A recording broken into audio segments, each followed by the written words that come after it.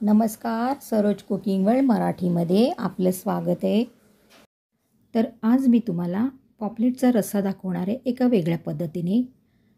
आमच्याकडे श्रावण पाळत नाही आणि सर्रास आमच्याकडे मच्छी ही नेहमी खाल्ली जाते. ज्यावेळेला आपण मच्छी मार्केटमध्ये मच्छी खरेदी करतो त्यावेळेला असं हे या ठिकाणी प्रेस करून घ्यायचं असतं. जवळ आपण प्रेस केल्यावर असं पांढरं पाणी आलं पाहिजे का पॉपलेट आपलं फ्रेश समजायचं आणि त्याचे डोळेसुद्धा आपल्याला चांगले अशा पद्धतीने दिसले पाहिजे तरच समजायचं की पॉपलेट फ्रेश आहेत.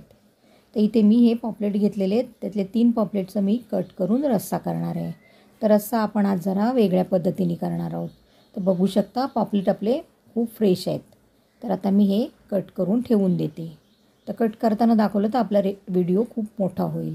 तर इथे मी हे कट करून स्वच्छ धुवून साफ करून घेतलेले आहेत. आता मी त्याला लिंबू लावून ठेवणार आहे. अर्धा लिंबूचा रस लावून घ्यायचा आहे आपल्याला, जेणेकरून त्याचा वास कुठे जास्त येणार नाही. मच्छीला वास येतो ना, तर त्याच्यासाठी आपण अर्धा लिंबू अगदी पाव चमच्यापेक्षा थोडीशी जास्त हे घ्यायची, हळद घ्यायची, म्हणजे अर्धा चमच्यापेक्षा कमी हळद घ्यायचे आणि असं अर्धा चमचा वगैरे असं मीठ घ्यायचं. जास्त मीठ नाही घालायचं, अगदी ही साधारण आपल्याला मॅरिनेट करण्यासाठी लावायचं, कारण आपण रसामध्ये पण हळद आणि मीठ घालणार आहोत.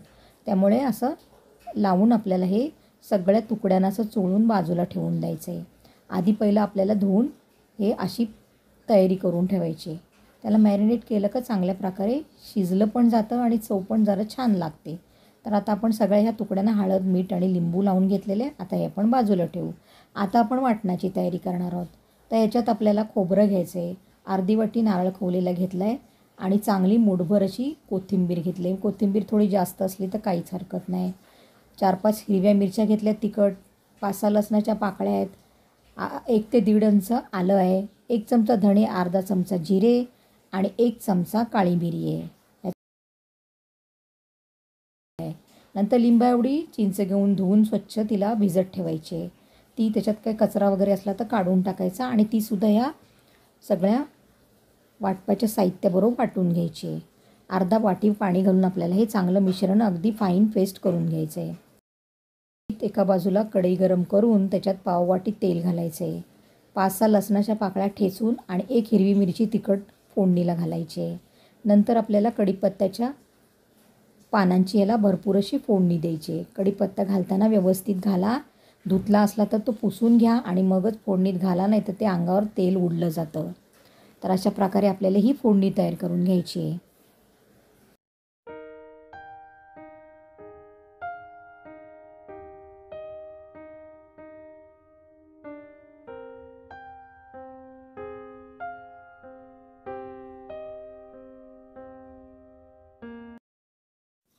आता फोडणी आपण परतवून घेतले. जास्त काळपट अशी फोडणी परतवून घ्यायची नाही. वाटण घालताना गॅस खूप कमी ठेवायचं आहे आणि मग हे वाटण घालून घ्यायचं आहे. बघा किती छान रंग आला आहे वाटणाला. असाच रंग आला पाहिजे. कुठेही जास्त हळद वगैरे ह्याच्यात घालायची नाही. तर आता आपण हे वाटण घालून घेतले. वाटण आता आपल्याला थोडा वेळ परतायचं आहे आणि मगच आपल्याला त्याच्यात पाणी घालायचं आहे. तर मिक्सरच्या भांड्यातलं पाणी आपण काढून घेतलेलं आहे, ते आपण नंतर घालणार आहोत. आधी अगदी 2-4 मिनटं हे वाटण परतवून घ्यायचं आहे. वाटण परतवून घेतानासुद्धा गॅस मोठा करायचा नाही. कुठे जास्त ओव्हरकुक होऊन त्याच्यातलं सगळं ऑइल असं बाहेर नाही येणार असं याची काळजी घ्यायची आहे. मंद गॅसवरच आपल्याला हे परतवून घ्यायचं आहे. तर वाटण आपलं आता थोडा वेळ परतवून झालेलं आहे, तुम्ही बघू शकता. आता आपल्याला याच्यात पाणी ॲड करायचं आहे. पाणी पण एकदम आपल्याला भरपूर असं घालायचं नाही, थोडं थोडं पाणी आपल्याला ॲड करायचं आहे. तर आपलं वाटण परतवून झालं तुम्ही बघू शकता. आता आपण पाणी हे वाटपाचं काढलेलं घालून घेऊया.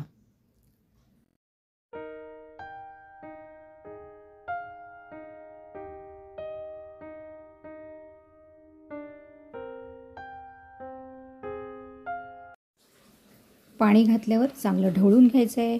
नंतर आपल्याला त्याच्यात अगदी थोडीशी हळद घालायची, अर्धा चमच्यापेक्षासुद्धा कमी हळद घालायची, कारण ह्या वाटण केलेलं आहे ना त्यालाच खूप छान प्रकारे रंग आला आहे. हळद जास्त घातली तर एकदम पिवळं पिवळं रस्सा दिसेल. तर आता आपल्याला काय करायचं आहे, आणखीन थोडं पाणी घालून घ्यायचं आहे, कारण हे ना ग्रेव्ही तुम्ही शिजल्यावर बघू शकता खूप अशी जाडसर होते. त्यामुळे आधी आपल्याला व्यवस्थित पाणी घालून घ्यायचं आहे, उकळी काढून घ्यायची आहे. आता आपण काय करायचं आहे, चवीनुसार मीठ घालायचं आहे, कारण आपण पॉपलेटच्या तुकड्यांनासुद्धा मीठ लावलेलं आहे. तर मीठ घालून ढवळून घ्यायचं आहे. आता आपल्याला ह्या कालवणाला चांगली उकळी काढून घ्यायची आहे. तर आता आपल्याला थोडा वेळ झाकून ठेवायचं आहे.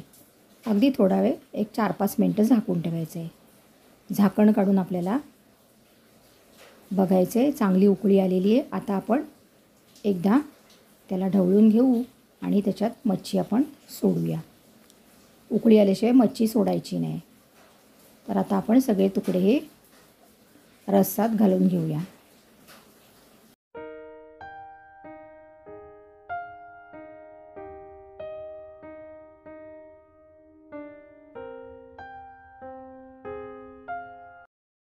तर आता आपण एक कोकणी पद्धत याच्यात मी तुम्हाला दाखवणार आहे. तर आमच्याकडे गावाकडे वगैरे असं ना हळदीचं पान घेतात आणि त्याची अशी वळकटी करून अशी गाठ करून ती मच्छीच्या रसामध्ये सोडतात. त्याला अतिशय सुंदर असा स्वाद येतो. तर ती पद्धत मी आज तुम्हाला इथे दाखवत आहे. आणि ह्या रश्श्याला ही अशी पद्धत करतात. अतिशय सुंदर अशी त्याला हळदीच्या पानाचा सुगंध येतो आणि रस्सा खूप सुंदर लागतो. तर आपल्याला आता हे गाठ करून अशी हळदीच्या पानाची ह्या रसामध्ये सोडून घ्यायची आहे.